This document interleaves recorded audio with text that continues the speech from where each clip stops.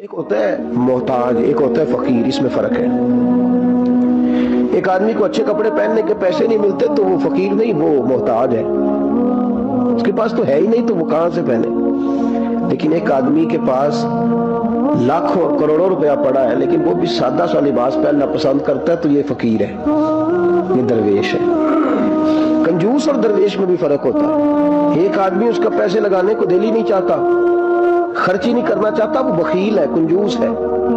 لیکن ایک شخص وہ ہے جس کے پاس سرمایہ ہے، مال ہے، لیکن وہ اپنی ذات کو بڑھانا پسند نہیں کرتا، وہ درویش ہے، وہ فقیر ہے۔ حضرت سیدنا عبد الرحمن ابن عوف رضی اللہ تعالیٰ عنہ کے پاس اتنے پیسے تھے کہ نبی پاک صلی اللہ علیہ وسلم نے فرمایا تو پکا جنتی ہے پر سب سے آخر میں جنت میں جائے گا۔ حضور میری غلطی، فرمایا جتنے پیسے ہیں اتنا حساب بھی تو دینا ہے۔ جس کے پاس صرف ہینڈ کیری بیگ ہوتا ہے نا وہ فٹافٹ باہر آ جاتا ہے، اور جس کے جتنے زیادہ بیگ ہوتے ہیں اس کو اتنی دیر چین پہ کھڑے رہ کے انتظار کرنا پڑتا ہے۔ تو فرمایا کسٹم بھی تو نے ادا کرنا ہے نا بھائی، نکل کے آنا ہے اس جنگل سے، تو کیسے جائے گا؟ جتنا مال ہے اتنا حساب دینا ہے۔ تو حضرت عبد الرحمن ابن عوف بڑے مالدار تھے، 80 ہزار درہم تو آپ کے انتقال کے بعد آپ کی ازواج کے حصے میں آئے تھے، اتنے تگڑے مالدار تھے۔ اور دینے کا انداز یہ تھا کہ اپنی بیوی اور بچوں کو کھلی چھٹی تھی، کہتے تھے جو جس کا دل کا ایک کھاؤ، ایک دن میں 5 الگ الگ کھانے بھی تم پکانا چاہو تو تمہیں اجازت ہے۔ کنجوس نہیں تھے، بخیل نہیں تھے، لیکن خود جب کھانا کھاتے تھے تو دال کو پیس کر شوربہ بنا کر اس میں روٹیاں بھگو کے کھاتے تھے۔ لوگ پوچھتے کہ جناب ہمارے لیے یہ سارا کچھ ہے، بخیل بھی آپ کوئی نہیں، مالدار بھی، یہ کیا کر رہے ہیں؟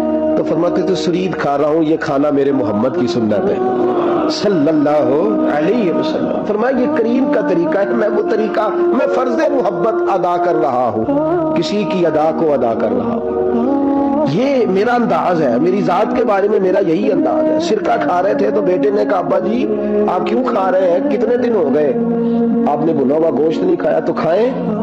فرمانے لگے بیٹے کل لقمہ اٹھایا تھا گوشت کھانے کو تو مجھے اپنے نبی کا فقر یاد آ گیا، مجھے رسول رحمت صلی اللہ علیہ وسلم نے وہ جو مہینہ کھانا نہیں کھایا وہ یاد آیا ہے، تو حضور کی وہ چیزیں مجھے ان اعلیٰ غذاؤں میں مبتلا ہونے نہیں دیتی، تمہیں اجازت ہے۔ تم بھئی بادشاہی میں فقیری،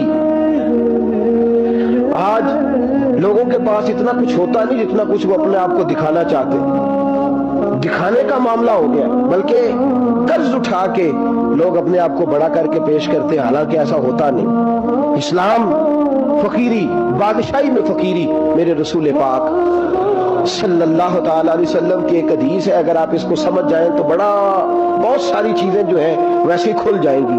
ایک صحابی نے کہا حضور میرے جسم کو سکون نہیں، وجود کو سکون نہیں، ظاہری وجود کی بات کی، تو حضور نے فرمایا ازہد فی الدنیا فریح القلب والجسد، فرمایا دنیا سے دل دور کر لے، ازہد فی الدنیا، دنیا میں زہد کٹھا کر لے، دنیا داری سے ذرا اپنے دل کو دور کر، اللہ تیرے وجود کو بھی سکون عطا کرے گا اور تیرے دل کو بھی سکون عطا فرمائے گا۔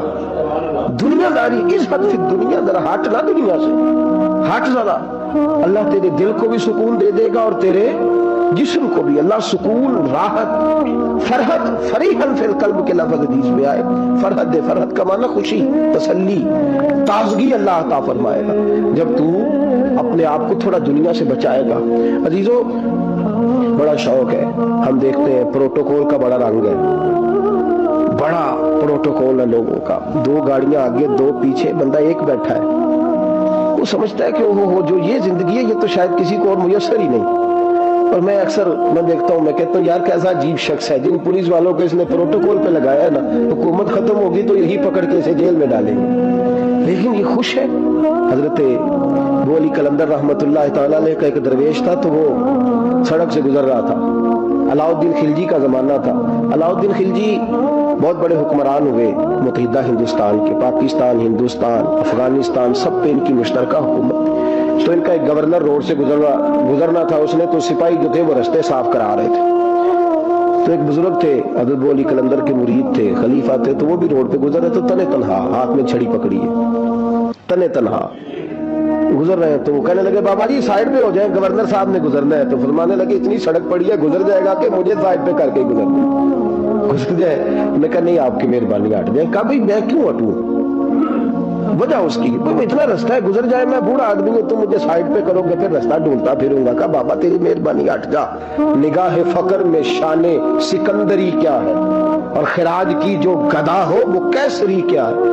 اس نے کہا میں اس کو کیا سمجھتا ہوں, بادشاہ ہوگا تو گھر ہوگا, میں اسے کیا سمجھتا ہوں. اور میں ناراض نہ ہوئیے گا, امیروں کو خراب غریبوں نے کیا ہے, بڑوں کو خراب چھوٹوں نے کیا. اگر ہم گاڑیوں کے آگے پیچھے بھاگنا چھوڑ دیں تو لیڈر سیانے ہو جائیں. یہ ہمارے نعرے تباہی کرتے ہیں, ہم نہیں سمجھتے کہ ہم کتنا نقصان کرتے ہیں. نگاہ فقر میں شان سکندری کیا, خراج کی جو گدا ہو وہ کیسری. اقبال کہتے ہیں کہ وہ تو بڑے فقیر ہیں جن کو تم بادشاہ سمجھتے ہو, تمہارا ٹیکس نہ ملے تو ان کی حکومت نہیں چلتی. تو خراج کی جو گدا ہو وہ کیسری کیا. خیر حضرت ابو علی قلندر رحمۃ اللہ علیہ کے وہ درویش جو تھے نا, وہ جوڑ پہ کہا بابا جی ہٹ جائے. کہنے لگے نہیں ہٹتا. انہوں نے بازو پکڑ کے نا بابا جی کو ذرا زور لگانا چاہو تو بابا جی نا آلتی پالتی مار کے, چوکڑی مار کے تو زمین پہ بیٹھ گئے. کہنے لگے جو اٹھایا جاتا ہو تو اٹھا لو. اب وہ تو درویش کبھی ضد کرتے نہیں, اور اگر کریں تو مسلم شریف میں میرے نبی پاک نے فرمایا رب اشغاز اکبر لو اقسم علی اللہ لا ابرا.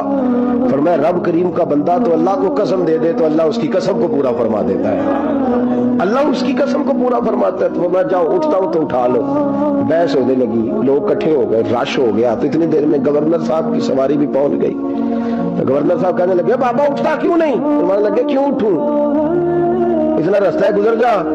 میں بابا اٹھ کیوں چھوڑ ڈالا ہوا. کہنے لگے تو میرے نوکر کا نوکر ہو کے مجھے اٹھنے کا کہتا ہے, میرے نوکر کا. تو غصہ آیا تو اس نے بابا جی کو تھپڑ مار دیا. بابا جی اور ہنسے, کہنے لگے تجھے کہا تھا نا نوکر کا نوکر ہے, تو واقعی نوکر ہے. اس نے کہا میں تھپڑ مارتا ہوں. بابا ہنستا ہے. یہ زیادہ انسلٹ ہوتی ہے. آپ کر کے دیکھیں, آپ غصے کے جواب میں غصہ کریں تو سامنے والے کو کوئی سزا نہیں. آپ کبھی گالی کے جواب میں مسکرا دینا, یاد اب میں تیرے ساتھ بات کروں, تیرے ساتھ بحث کروں, تو یہ زیادہ بڑی سزا. یاد رکھیے ہم تو دشمن کو بھی پاکیزہ سزا دیتے, ہاتھ اٹھاتے نہیں, اسے اس کی نظروں سے گرا دیتے. جب تھپڑ مارا تو بابا جی ہنس پڑے. کہنے لگے تجھے کہا تھا نا تو غلام ہے, تو بھائی واقعی غلام ہے. اب جب ہنسے تو اب اس کو ڈھارس ہوئی, توجہ ہوئی. کہنے لگا بابا ماجرا کیا ہے, میں کیسے غلام کا غلام ہوں. تو بابا کہنے لگا دیکھنا, تجھے مسجد آنے کا کہے تو تیرے لیے مصیبت ہے. اتنے لوگوں کو تو ٹائم دے لیتا ہے لیکن اللہ کو تو نہیں دے پاتا. تو نفس کا غلام ہے اور نفس میرا غلام ہے, لہذا تو میرے غلام کا غلام ہے, تو میرے نوکر کا. کہنے لگے یہ ساری نفس پرستی ہے, یہ جو تم نے دنیا داری اکٹھی کی ہوئی ہے نا, یہ جو تیرے نعرے لگ رہے ہیں اور تو سمجھتا ہے کہ یہ میرے, تو تنخواہ دیتا ہے, تیرے نعرے لگاتے ہیں. ذرا تنخواہ چھوڑ کے بات کر, پھر دیکھ تیرے کتنے نعرے لگتے ہیں. تو یہ ڈرتے ہیں تجھ سے لوگ, تیرے آگے پیچھے بھاگتے ہیں. ذرا اقتدار سے سائڈ ہو تو یہ پتہ لگے تیری قیمت کیا ہے. تو سمجھتا ہے کہ میری جیب میں پیسے ہیں, لوگ مجھے سلوٹ کرتے ہیں, تو نہیں ہے, تجھے سلام کوئی بھی نہیں کر رہا, تیری جیب کو سلام ہو رہا, تیرے عہدے اقتدار کو اور تیری وحشت اور دہشت کو سلام ہے. اس نے کہا حضرت جی مجھے سلام کب ہوگا. تو فرمانے لگے جب تو بادشاہی میں فقیری کرے گا. جب تو بادشاہی میں بھی فقیری ہوتی ہے میرے عزیزوں, بادشاہی میں بھی فقیری ہوتی ہے.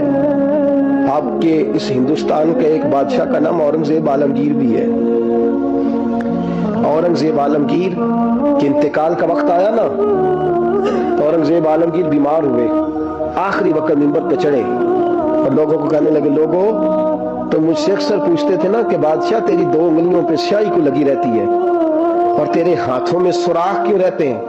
اورنگزیب عالمگیر, یہ میں آپ کو فرشتوں کی کہانی نہیں سنا رہا, اس دنیا میں, اس دور میں, اس دھرتی پر بسنے والے لوگوں کی کل کی بات سنا رہا ہوں. اس ہندوستان میں ہندوؤں کے ملک پر حکومت کرنے والے ایک مسلمان دیانتدار بادشاہ کی بات سنو.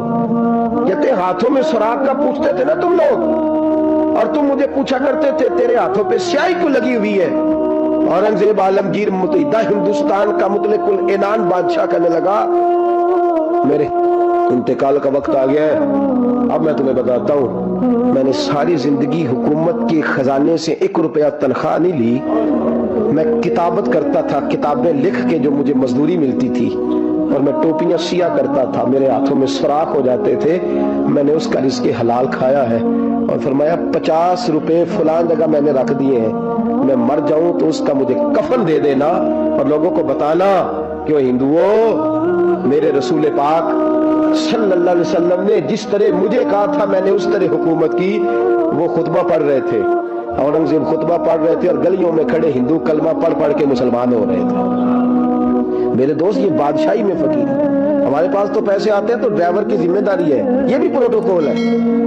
ڈرائیور نے گاڑی بھی چلانی ہے اور صاحب کا دروازہ بھی کھولنا ہے. اس نے اندر بیٹھیں گے تو دروازہ بھی ڈرائیور صاحب نے. نفس پرستی ہے, جتنا مرضی آگے لے جاؤ, جتنا مرضی. یہ کوئی بادشاہی, یہ کوئی آپ کا بڑا پن نہیں ہے. وہ تنخواہ لیتا ہے, مجبور ہے, کیا کرے. ہو سکتا ہے کل کو اس کے پاس پیسے آئے تو بدلہ لینے کے لیے آپ کو بلا لے کہ چل میرا دروازہ کھول.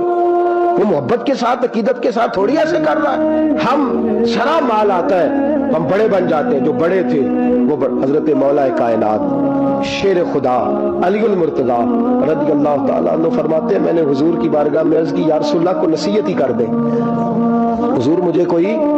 حضور نے فرمایا علی جو دنیا میں پروٹوکول لیتا ہے آخرت میں رسوا ہو جاتا ہے. جو دنیا میں دنیا داری دبدبے تنتنے کی خواہش کرتا ہے, خواہش کرت. ملا رومی رحمت اللہ علیہ نے بڑا عجیب جملہ لکھا ہے. ملا رومی کہتے ہیں ہمارے پاس فرعون جتنے پیسے نہیں, نمرود جتنی دولت نہیں, ورنہ کئی لوگوں کا خدا بننے کو دل کرتا ہے. معاذ اللہ تعالیٰ. وہ کہتے ہیں کئی لوگوں کا دل کرتا ہے کہ لوگ ہمیں سجدہ کریں, لیکن فرعون اور نمرود جتنی طاقت دولت نہیں, ورنہ لوگ کرائیں. معاذ اللہ تعالیٰ خواہشات نفس اتنی بڑھ گئی ہیں. اچھا لگتا ہے, اچھا لگتا ہے. ہمارے لیڈران کہتے ہیں 2-4 بندے ہلکے میں مرے نہ تو الیکشن کا مزہ ہی نہیں. معاذ اللہ تعالیٰ یہ ہمارا حال ہو گیا. ہم نعرہ بازی کی قائل قوم ہیں, ہم نعروں پہ زندہ رہنے والے نفس پرست بنتے جا رہے ہیں. شیر خدا رضی اللہ تعالیٰ عنہ فرماتے ہیں, رسول کریم نے فرمایا جو یہاں عزتیں ڈھونڈتا ہے, یہاں خواہش کرتا ہے نعروں کی, پروٹوکول کی, آخرت میں رسوا کر دیا جاتا ہے. اور فرمایا جو یہاں جھک جاتا ہے اللہ قیامت میں اسے عزتیں عطا فرما دے گا. یہ حضور نے نصیحت فرمائی. اس طرح کے مزید اسلامک بیان دیکھنے کے لیے ہمارے چینل کو سبسکرائب کریں اور ویڈیو کو لائک کرنا مت بھولیے. اگر آپ کے لیے یہ ویڈیو مفید رہی ہو تو ہمارے چینل دلکش اسلام کو سبسکرائب کریں اور بیل آئیکن ضرور دبائیں تاکہ ہماری ہر آنے والی نئی ویڈیو سب سے پہلے آپ تک پہنچے. Thanks for watching.